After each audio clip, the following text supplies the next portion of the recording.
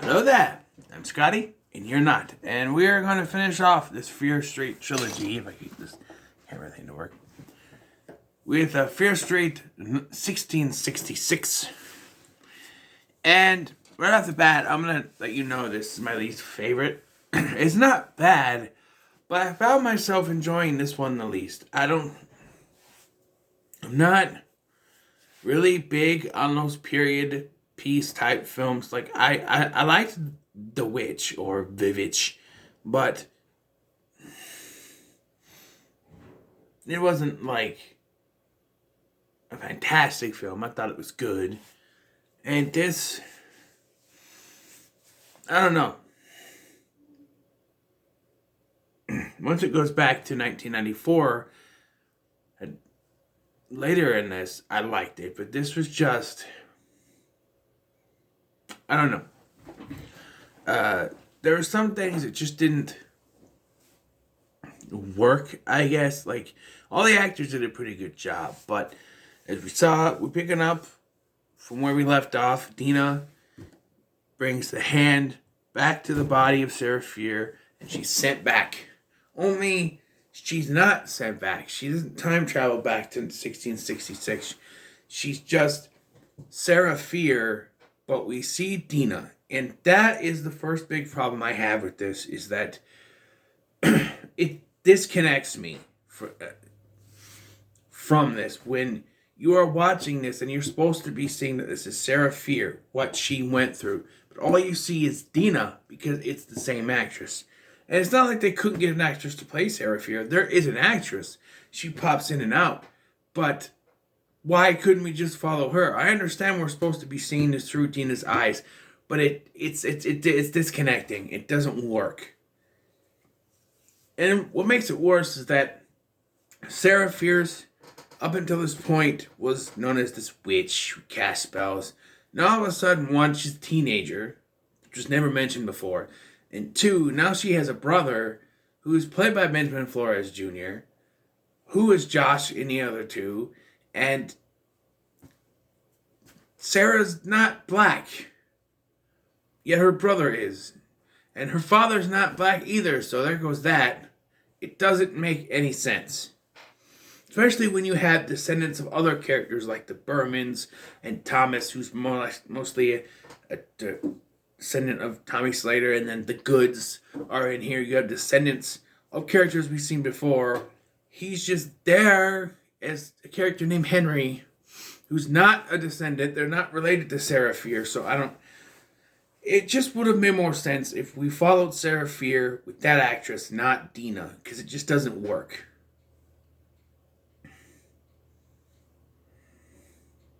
It doesn't. We see flashes of her, but it's nothing. No, we should have just followed Sarah Fier. We don't need Dina to be in this part. Yes, seeing it through her eyes, but it doesn't work. And so I mentioned in my last one that I thought maybe there was something with Sheriff Good or the Good family, and this confirms it. But I was skeptical, because there are certain points where you think it's this guy named Caleb who is following the girls around. That's another thing. See, the whole big thing of why she's called a witch, she's a lesbian. And again, that doesn't make any sense. If she was Dina's ancestor, it would make sense, that family connection. But it doesn't make any sense. What also doesn't make sense is that the love interest in this, Hannah, is played by the same actress who plays Sam. I said I didn't mind the whole lesbian stuff in 1994. This one, I think they go too far. It's like really heavy-handed with it. Like, there's a point she's about ready to go down on her. I mean, damn. And I don't know. And of course, because anything they don't understand back in those times means you're a witch, she's called a witch. But nothing we've seen up to this has indicated she was ever evil. There is a point where you're supposed to believe she's about to turn evil, because she's like, I'm gonna find the book and I'm gonna summon Satan. And I'm going, you know, if they want a witch, I'll give them a witch. But then that doesn't work out because, okay, so something I didn't. They have the witch, they have Widow Lane, and that doesn't make any sense because she dies. So how could she die and there still be Ruby Lane and Nurse Lane, who I guess I was wrong. She does have aged up makeup because they show her again in this part towards the end in the 1994 thing. She does look older. I guess I just couldn't tell. But it doesn't make any sense. She's supposed to be the descendant, right? It doesn't show that she has any daughters or children. She lives alone. She's called the widow, even though they didn't put any old makeup on her here.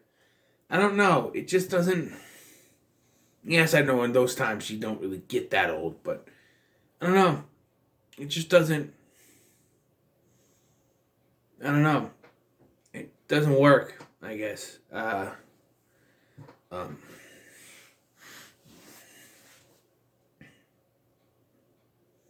No. But yeah, so you think it's Caleb. At least I thought it was Caleb. I'm like, obviously he's doing this. But then I started to think, I'm like, there's a grand thing. Like, Caleb's descendants, Caleb's not good. So Caleb's descendants, are they doing something here? Who would that be in modern time? There's no sense. It doesn't make any sense. And then it's revealed that it's actually Solomon Good, the ancestor of Sheriff Nick Good, played by the same actor. I was like, okay, yeah, it is the Good family. And like, you know, I guess that was expected. I knew there was something with their family, but yeah, they got, one's the mayor, one's the sheriff. But, I don't know. It's revealed that Solomon summoned to make things prosper. They really did sell this, though. They got, like, rotten fruit. The pig eats her own piglets. Well, you don't really see it, but they have to, euthanize it. And they do the thing, like they said, with the Reverend cutting out the children's eyes. And one of them is Sarah's brother. Again, don't think he was really needed for this, but okay. And I do think that once again they kind of did the stereotype thing. Like you have the two lesbians, you have the two people running around with drugs. At this time, it's fermented berries, and you have the brother and sister thing. And it's like, okay, we get it.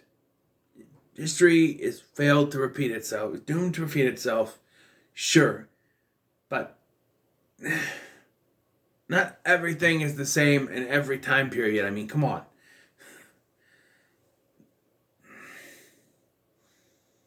But once we got out of this, once she finds out that it's Solomon and she's hung, I'm going to call this out, all right? They keep saying it wrong. Everybody here, and even Dead Meat has said that it's pronounced hanged, but it sounds so wrong. Hanged sounds like a 2-year-old trying to say it. It doesn't sound right. So for all intents and purposes, it's hung. She is hung from the tree and she dies, and it cuts back to 1994. Right? Hung. 1994. Now we're back. All of a sudden, out of nowhere, Sheriff Good is the bad guy. Because he's like, he finds Josh on the road with the car, and he's like, and then Dina comes and runs, and then he's coming after him. Dina! And I'm like, wait, why is he all of a sudden a bad guy? He has shown no evil tendencies until now. But they go back to Ziggy's house, where Sam is still tied up. That becomes an important plot point towards the end here, but she's still tied up. And so they decide to launch a final assault on Sheriff Good, which they keep saying, kill Sheriff Good. Josh says this a lot, and it's very, I don't know, out there. There's like, we gotta kill Sheriff Good. Okay. okay. But they need help. So they call Marvin. Who's Marvin? Marvin is a character I have neglected to mention because I thought he wasn't necessary. But I guess he was. Marvin is this guy that was arrested in part one for supposedly spray painting the mall. He's the janitor of the mall and is responsible for cleaning it, so I don't know how that works, but Sheriff Good admits they're his cans, but then later in this one, he finds the sheriff's bag with cans in it, the cans of the spray cans, and he's like, son of a bitch. I'm like, well, yeah. And he kind of did hint at her, and he goes, Sheriff Good, more like Sheriff motherfucking Evil. I'm like, is that too on the nose? Guess not. Like, is that, like, I don't know. But yeah, they go to him because he gave Josh his card when Josh gave him a paperclip to escape with, which you never really see come to fruition. But they decide they're going to work together and set up this thing a la Carrie because, you know, Ziggy read the book and she talked with Sheriff Good, or Nick, down in the, you know, back in the 70s about it. So they set this up and they set it up to trap the killers in like one of the stores where they can't get out because of the great things that come down. Martin says the line, yeah, these things will go down faster than a Sunnyvale cheerleader. And it's like, okay. Even they're like, ugh. But okay. Yeah, they trap them, but there's only 4. And there's one I haven't seen before. See, so there's the milkman, there's Tommy, and there's Skull Mask. But then there's another one with like a weird wooden face or whatever that I don't remember seeing. Was he the one that was in the river, like the killer? I don't know. And they're in there, and they set up the sheriff, and they dump this mixture that has Dina's blood because, as we found before, Dina, you know, those creatures will go after, straight after those blood they're after. So Dina's the one they're after, so yeah. They'll go after her or her blood. And they do kind of explain it here. They said, stay out of their way and they'll just walk right by you. That explains how Nurse Betty and the others were murdered. They must have got in the way. Don't know about the receptionist, though. Maybe hey, you can't go in there. And then they stab. We see 2 cops that show up because Sheriff Good is smart and sent 2 cops forward. But they die because, why would you send the 2? I don't know. Maybe they didn't. Maybe he didn't send them. I don't know. And Sheriff Good shows up. It's covered in the stuff, but so does Ziggy. And so they go after her, too. They stab Sheriff Good, but he gets away. And Dina lures them away. They end up killing the main 4, but Ruby Lane and little Billy Boy with the bat show up. And they ran out of the blood thing. Because they get them killed good because they spray each of them with the blood. And they hack each other to death. And then, yeah, there's come in. And all the other ones start to regenerate, so I don't know how that works. Meanwhile, Dina, starts chasing Nick Good through the tunnels. And we find that weird gobby thing that they've seen fluctuating like a heart or something ever since the spell was first cast. And that's down there. But they lose Sam. She gets out and goes after her. And goes after Dina. They have a fight, but the power of love prevails. I guess because Sam, it's me, and it knocks her out of it a little bit. She's able to chase down Sheriff Good. They have a fight. And Dina's about to lose, but then Sarah Fear, Dina touches the sheriff's hand to the heart thing, and it brings forth Sarah Fear and all of the victims, and it stabs him in the fucking eye, and all the other creatures go away, or all the other killers go away, and it's over. So yeah, so Sam's back to normal, and we catch up at the end here. They say that they come out and they're in Sheriff Good's house because having a direct passageway to this dark place from your house isn't sketchy at all. But they see that luck is not so good anymore in Sunnyvale as someone gets crushed by a garbage truck, goes right into it. Because they're not paying attention back out their freaking driveway. But they go. Dina and Sam, they leave. And then we cut to some time later. The mayor says he had no idea his brother was doing that stuff. Bullshit. But we'll get to it, my theories, but there's something that's going to happen. They set up for more sequels, for more.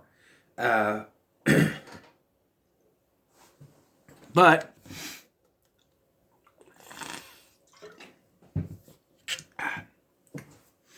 we cut.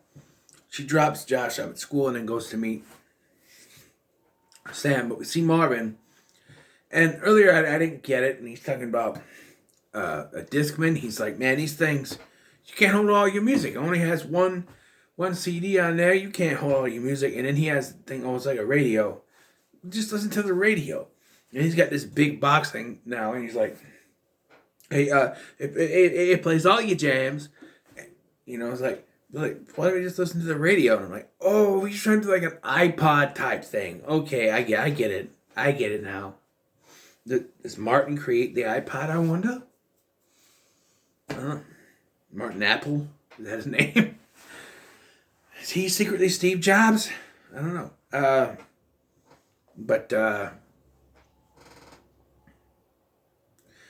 Yeah, and then we bring this full circle. I think it was going to come back, but in part one, Josh was chatting to someone, or should I say, AOL instant messaging with someone, and he meets her here. I thought it was going to be someone important, but it's not. But chatting with her because she rested on his cast. And then we cut back to Dina and Sam, and they made like a gravestone for Sarah, which is cool. And that's it. But we have a little thing through the credits that travels through the town, and it takes us back down to the cavern where it's a crime scene, and for some reason they left the spell book. Oh, we also see that Ziggy returns the journal to the nurse. And they hug and they embrace, whatever. But yeah, the spell book is there, and then someone grabs it. Who could it be? Well, the logical choice would be the brother, right? The mayor. However, a lot of people say, oh, you can't tell who it is from the hands. Well, you can, from the hands, it looks like it could be someone young. Like a teenager or a young adult-ish. Someone around Dina's age, I would say. The actress who plays Dina is like in her late 20s, but it could be, it seems to be someone young. It could be the sheriff. It could be, the sheriff. The mayor.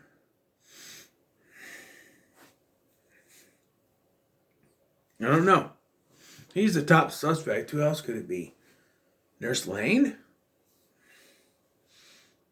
Nah, her daughter was... I don't know. But they clearly setting up for a sequel. I don't know how that would work, actually, because as soon as things start up again, they're going to try to figure out who it was that was down there, you know? I don't know. But yeah, although I liked the second half better than the first half. It was really just kind of meh for me. So I'm going to give this one a middle of the road. But overall, for all three together, I would say it's pretty good. So middle of the road for this installment, but for all three together, pretty good. So what are your thoughts on Fear Street 1666? Let me know in the comments below. Make sure to like, share, and subscribe. Thank you for watching. I've been Scotty, and I'll see you in the next one.